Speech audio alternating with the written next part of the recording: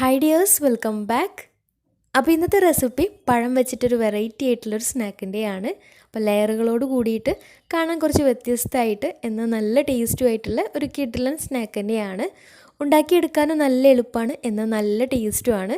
അപ്പോൾ എങ്ങനെയാണ് ഈ ഒരു സ്നാക്ക് തയ്യാറാക്കിയിട്ടുള്ളത് നോക്കാം. അതിനു മുന്നേ ആയിട്ട് ചാനൽ സബ്സ്ക്രൈബ് ചെയ്യാത്തവരുണ്ടെങ്കിൽ സബ്സ്ക്രൈബ് ചെയ്യാൻ മറക്കരുത്. തൊട്ടടുത്തുള്ള ബെല്ലൈക്കണും കൂടെ ഒന്ന് ക്ലിക്ക് ചെയ്താൽ മാത്രമേ ഇനി പുതിയ വീഡിയോസ് ഇടുമ്പോൾ അതിൻ്റെ നോട്ടിഫിക്കേഷൻസൊക്കെ പെട്ടെന്ന് തന്നെ കിട്ടുകയും ചെയ്യുള്ളൂ, പെട്ടെന്ന് തന്നെ ചാനൽ കാണാനും പറ്റുള്ളൂ. അപ്പോൾ ഈ ഒരു സ്നാക്ക് തയ്യാറാക്കി എടുക്കാൻ വേണ്ടിയിട്ട് ഞാൻ അത്യാവശ്യം നല്ല വലുപ്പത്തിലുള്ള 3 നേന്ത്രപ്പഴം എടുത്തിട്ടുണ്ട്. എന്നിട്ട് 2 ഇതുപോലെ നീളത്തിൽ പകുതിയായിട്ട് മുറിച്ചിട്ട് നീളത്തിൽ കുറച്ചൊരു കട്ടിക്ക് കട്ട് ചെയ്തെടുത്തിട്ടുണ്ട്. പിന്നെ 1 വട്ടത്തിലും കട്ട് ചെയ്തെടുത്തിട്ടുണ്ട്. ഈ വട്ടത്തിൽ കട്ട് ചെയ്തെടുത്തത് മുകൾ ഭാഗം ഒന്ന് ഡെക്കറേറ്റ് ചെയ്തെടുക്കാൻ വേണ്ടിയിട്ടാണ്. ഇനി ചെറിയ പഴമാണെങ്കിൽ ഒരു 4 5 ഒക്കെ എടുക്കുകയും ചെയ്യാം. അപ്പോൾ നിങ്ങൾക്ക് ഒരുപാട് ലെയർ വേണമെങ്കിൽ അതിനനുസരിച്ചിട്ട് പഴത്തിൻ്റെ അളവ് കൂട്ടി കൊടുക്കുകയും ചെയ്യാം. ഇനി ഒരു നോൺ സ്റ്റിക്കിൻ്റെ പാന് സ്റ്റൗവിൽ വെച്ചിട്ട് നന്നായിട്ട് ചൂടായി വരുമ്പോൾ അതിലേക്ക് 2 ടേബിൾ സ്പൂൺ നെയ്യ് ഒഴിച്ചിട്ട് അതും കൂടെ ചൂടായി വന്നാൽ ഇനി ഇതിലേക്ക് നേരത്തെ കട്ട് ചെയ്ത് വെച്ചിട്ടുള്ള പഴം ഓരോന്നായിട്ട് ഇട്ടിട്ട് ഇതൊന്ന് വാട്ടിയെടുക്കണം. പഴം ചെറുതായിട്ടൊന്ന് വേവിച്ചെടുക്കുന്നുണ്ട്.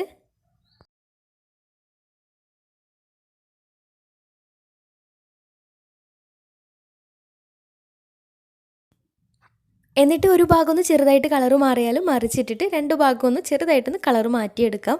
ഒരുപാട് വെന്ത് കിട്ടണമെന്നൊന്നുമില്ല, കളറൊന്ന് ജസ്റ്റ് മാറി കിട്ടിയാൽ മതിയാവും. ഇതുപോലെ ബാക്കിയുള്ളതും ഇതുപോലെ ഒന്ന് വേവിച്ചെടുക്കാം. വലിയ പാനിലൊക്കെ ആകുമ്പോൾ പെട്ടെന്ന് ഒന്നിച്ച് തന്നെ ഇട്ട് കഴിഞ്ഞാൽ പെട്ടെന്ന് തന്നെ വേവിച്ചെടുക്കുകയും ചെയ്യാം. അപ്പോൾ ഇതുപോലെ ബാക്കിയുള്ളതും ഫ്രൈ ചെയ്തെടുക്കാം. അപ്പോൾ ഇതിവിടെ വെന്ത് വരുന്ന സമയം കൊണ്ട് വേറൊരു പാന് സ്റ്റൗവിൽ വെച്ചിട്ട് നന്നായിട്ട് ചൂടായി വരുമ്പോൾ അതിലേക്ക് 1.5 ടേബിൾ സ്പൂൺ നെയ്യ് ഒഴിച്ചു കൊടുക്കാം. അപ്പോൾ ഇത് സ്നാക്കിലേക്കുള്ള ഫില്ലിങ്സ് റെഡിയാക്കി എടുക്കാൻ വേണ്ടിയിട്ടാണ്. അപ്പോൾ നെയ്യ് നന്നായിട്ട് ചൂടായി വന്നാൽ ഇനി ഇതിലേക്ക് അത്യാവശ്യം വലുപ്പത്തിലുള്ള ഒരു മുറി തേങ്ങ ചിരകിയത് ചേർത്ത് കൊടുക്കാം. കപ്പളവിൽ നോക്കുകയാണെങ്കിൽ ഒരു 2 കപ്പ്, ഏകദേശം ഒരു 2 കപ്പൊക്കെ തേങ്ങ ചിരകിയത് എടുത്തിട്ടുണ്ട്. അപ്പോൾ ഇതുപോലെ കൂടുതൽ ചേർത്ത് കൊടുക്കുകയാണെങ്കിൽ നല്ല ടേസ്റ്റാണ്. അപ്പോൾ തേങ്ങ വറുത്തെടുക്കുന്ന സമയത്ത് തന്നെ ഇതിലേക്ക് മധുരത്തിന് ആവശ്യമായിട്ടുള്ള പഞ്ചസാര ചേർത്ത് കൊടുക്കാം. അപ്പോൾ ഞാനിത് ഏകദേശം ഒരു 4 ടേബിൾ സ്പൂൺ പഞ്ചസാര ചേർത്ത് കൊടുത്തിട്ടുണ്ട്.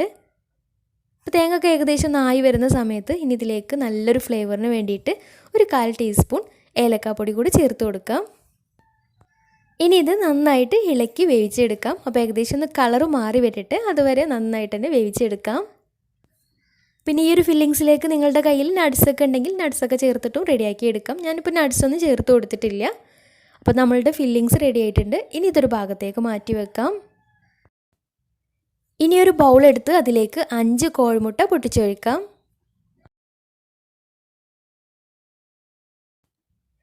ഇനി ഇതിലേക്ക് മധുരത്തിന് ആവശ്യമായിട്ടുള്ള പഞ്ചസാര ചേർത്ത് കൊടുക്കാം. അപ്പോൾ ഞാൻ ഏകദേശം ഒരു 5 ടേബിൾ സ്പൂൺ പഞ്ചസാര ചേർത്തിട്ട് നന്നായിട്ടൊന്ന് മിക്സാക്കി എടുക്കാം.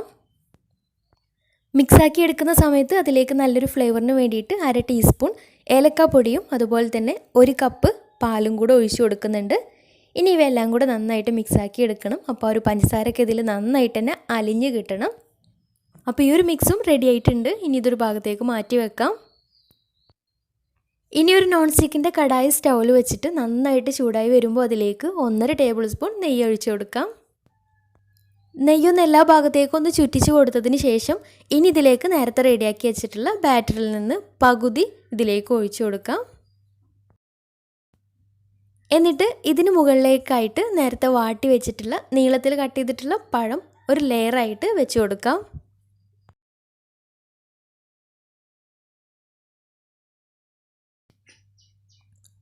ഇനി ഇത് 2 മിനിറ്റ് ഒന്ന് അടച്ചു വെക്കാം. ലോ ഫ്ലെയിമിൽ വേണം കേട്ടോ ഇനി ചെയ്തെടുക്കാൻ വേണ്ടിയിട്ട്. ഈ ഒരു സമയത്തൊക്കെ ലോ ഫ്ലെയിമിലിട്ടിട്ട് വേണം ചെയ്തെടുക്കാൻ വേണ്ടിയിട്ട്. അപ്പോൾ 2 മിനിറ്റ് കഴിഞ്ഞ് അടപ്പ് തുറന്നതിന് ശേഷം ഇതിലേക്ക് നമ്മൾ നേരത്തെ റെഡിയാക്കി വെച്ചിട്ടുള്ള തേങ്ങയുടെ മിക്സ് ഇതിലേക്ക് ചേർത്ത് കൊടുക്കാം. അതിൻ്റെ മുകളിലായിട്ട് എല്ലാ ഭാഗത്തേക്കൊന്ന് സ്പ്രെഡാക്കിയിട്ട് ഒന്ന് വിതറി കൊടുക്കാം.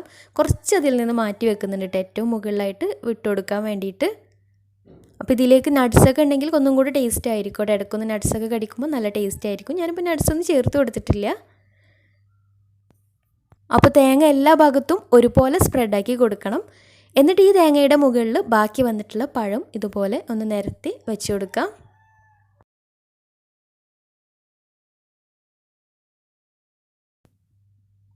എന്നിട്ട് ഇതിന് മുകളിലൂടെയായിട്ട് ബാക്കി വന്നിട്ടുള്ള ബാറ്റർ എല്ലാ ഭാഗവും കവർ ചെയ്യുന്ന രീതിയിൽ ഒന്ന് ഒഴിച്ചു കൊടുക്കാം. അപ്പോൾ ഒഴിച്ചു കൊടുക്കുന്ന സമയത്ത് ആദ്യം സൈഡിലൂടെ ഒഴിച്ചു കൊടുക്കുമ്പോൾ സൈഡ് ഭാഗമൊക്കെ നല്ലൊരു ഫിനിഷിങ്ങും കിട്ടും. ഇനി ഇതിന് മുകളിൽ കുറച്ച് മാറ്റി വെച്ചിട്ടുണ്ടായിരുന്നല്ലോ നേരത്തെ തേങ്ങയുടെ മിക്സ്, അപ്പോൾ അതൊന്ന് മുകൾ ഭാഗത്തൊന്ന് വിതറി കൊടുക്കുന്നുണ്ട്. എന്നിട്ട് ഏറ്റവും അവസാനമായിട്ട് വട്ടത്തിൽ അരിഞ്ഞിട്ട് വാട്ടിയെടുത്തിട്ടുള്ള പഴം ഉണ്ടല്ലോ, അപ്പോൾ അതും ഇതുപോലെ ഒന്ന് നിരത്തി വെച്ച് കൊടുക്കാം. അപ്പോൾ ഇതുപോലെ വട്ടത്തിലരിഞ്ഞ് വാട്ടിയെടുത്തത് കാണാനൊരു ഭംഗിക്ക് വേണ്ടിയിട്ടാണ്. മുകൾ ഭാഗം ഈ ഒരു രീതിയിലാകുമ്പോൾ കാണാൻ നല്ലൊരു ഭംഗിയാണ്. ഇനി ഇതൊരു 25 മിനിറ്റ് ലോ ഫ്ലെയിമിലൊന്ന് വേവിച്ചെടുക്കാം. അത്യാവശ്യം ഒരു കനത്തിൽ തന്നെയാണ് ഈ ഒരു സ്നാക്ക് ഉള്ളത്. പിന്നെ അടി പിടിക്കാതിരിക്കാൻ വേണ്ടിയിട്ട് വേണമെന്നുണ്ടെങ്കിൽ പഴയ നോൺ സ്റ്റിക്കിൻ്റെ പാനോ അല്ലെങ്കിൽ പഴയ അലൂമിനിയത്തിൻ്റെ അടപ്പൊക്കെ ഉണ്ടെങ്കിൽ അതൊക്കെ വെച്ച് കൊടുത്താൽ പെട്ടെന്ന് അടി പിടിക്കൊന്നും ഉണ്ടാവില്ല. അപ്പോൾ 25 മിനിറ്റ് കഴിഞ്ഞ് തുറന്ന് നോക്കുമ്പോൾ മുകൾ ഭാഗമൊക്കെ കറക്റ്റായിട്ട് സെറ്റായിട്ട് കിട്ടിയിട്ടുണ്ട്. ഇനി മുകൾ ഭാഗം ഒന്ന് ബ്രൗൺ കളറാക്കി എടുക്കാൻ വേണ്ടിയിട്ട് ഇത് വേറൊരു പാനിൽ കുറച്ച് നെയ്യ് സ്പ്രെഡാക്കിയിട്ടുള്ള പാനിലേക്ക് മറിച്ചിട്ടിട്ട് ഒരു 2 മിനിറ്റ് വേവിച്ചാൽ, ഒന്ന് ഹൈ ഫ്ലെയിമിലിട്ടിട്ട് 2 മിനിറ്റ് വേവിച്ചാൽ മുകൾ ഭാഗം ഒന്ന് ബ്രൗൺ കളറാക്കി എടുക്കുകയും ചെയ്യാം. പിന്നെ ഇതുപോലെ മറിച്ചിട്ട് കൊടുക്കുന്ന സമയത്ത് മുകൾ ഭാഗമൊക്കെ നല്ല സെറ്റായതിന് ശേഷം മാത്രം മറിച്ചിട്ട് കൊടുത്താൽ മതി, അല്ലെങ്കിൽ നല്ല സോഫ്റ്റ് ആയിട്ടുള്ള കേക്കാണ്. അപ്പോൾ മറിച്ചിട്ട് കൊടുക്കുന്ന സമയത്ത് കറക്റ്റായിട്ട് കിട്ടുന്നുണ്ടാവില്ല. പിന്നെ ഈ ഒരു കടായിയുടെ താഴ്ഭാഗത്ത് പഴയ നോൺ സ്റ്റിക്കിൻ്റെ പാനോ അല്ലെങ്കിൽ പഴയ അലൂമിനിയത്തിൻ്റെ അടപ്പൊന്നും വെച്ച് കൊടുത്തിട്ടുണ്ടായിരുന്നില്ല. എന്നാലും അടിഭാഗമൊന്നും കരിയാതെ തന്നെ കിട്ടിയിട്ടുണ്ട്. എന്നാലും ഒരു സേഫ്റ്റിക്ക് വേണ്ടിയിട്ട് വെച്ച് കൊടുക്കുകയാണ് നല്ലത്. കാരണം നല്ല സോഫ്റ്റ് ആയിട്ടുള്ള തിന്നായിട്ടുള്ള ലെയറില്ല, അപ്പോൾ വെച്ച് കൊടുത്താൽ പെട്ടെന്ന് അടി പിടിക്കാതെ തന്നെ കറക്റ്റായിട്ട് കിട്ടുകയും ചെയ്യും. അപ്പോൾ നിങ്ങൾ വെക്കുന്ന സമയത്ത് അങ്ങനെ ശ്രദ്ധിച്ചാൽ ഒന്നും കൂടെ നന്നായിരിക്കും. അപ്പോൾ നല്ല ടേസ്റ്റി ആയിട്ടുള്ള സ്നാക്കാണ്. നല്ല സെറ്റായിട്ട് നല്ല കറക്റ്റായിട്ട് തന്നെ നന്നായിട്ട് തന്നെ കട്ട് ചെയ്തെടുക്കാൻ, നല്ല കറക്റ്റിൽ കട്ട് ചെയ്തെടുക്കാനൊക്കെ പറ്റുകയും ചെയ്യും. നല്ല ടേസ്റ്റി ആയിട്ടുള്ള സ്നാക്ക് തന്നെയാണ്. പിന്നെ ഇതിലേക്ക് പഴം എടുക്കുമ്പോൾ ഒരുപാട് പഴുപ്പ് കൂടിയ പഴം എടുക്കാത്തതാവും നന്നാവുക. എടുത്തെന്ന് വെച്ചിട്ട് കുഴപ്പമൊന്നുമില്ല, പക്ഷെ ഒരുപാട് പഴുപ്പ് കൂടിയതിനേക്കാളും കറക്റ്റ് പാകത്തിലുള്ള പഴുപ്പുള്ള പഴം എടുക്കുകയാണെങ്കിൽ ഒന്നും കൂടെ നല്ലതായിരിക്കും. അപ്പോൾ ആ ഒരു കറക്റ്റ് ടേസ്റ്റും കറക്റ്റ് സ്ട്രക്ചറും കിട്ടുകയും ചെയ്യും. പിന്നെ പാൽ ചേർത്ത് കൊടുക്കാതെ മുട്ട മാത്രമായിട്ടും ചെയ്തെടുക്കാം. അപ്പം മുട്ടയുടെ അളവ് കൂട്ടി കൊടുത്താലും മതിയാവും. ഇഷ്ടമുള്ള രീതിയിൽ ചെയ്തെടുക്കാം. തേങ്ങാപ്പാലൊന്നും യൂസ് ചെയ്യരുത്. തേങ്ങാപ്പാൽ ഇതിലേക്ക് കുറച്ച് വെള്ളം പോലെ ഇരിക്കും. അപ്പോൾ തേങ്ങാപ്പാൽ പറ്റില്ല. തേങ്ങാപ്പാൽ ചേർക്കാതെ പാൽ ചേർത്തിട്ട് തന്നെ ചെയ്തെടുക്കാം. പാൽ ചേർത്തിട്ടില്ലെങ്കിൽ മുട്ടയുടെ അളവ് കുറച്ച് കൂടുതൽ കൂട്ടി കൊടുത്താലും മതിയാവും. അപ്പോൾ എന്തായാലും ചെയ്ത് നോക്കുക. എന്നിട്ട് നിങ്ങളുടെ ഫീഡ്ബാക്ക്സ് താഴെ കമൻറ്റ് ബോക്സിൽ അറിയിക്കാൻ മറക്കരുത്.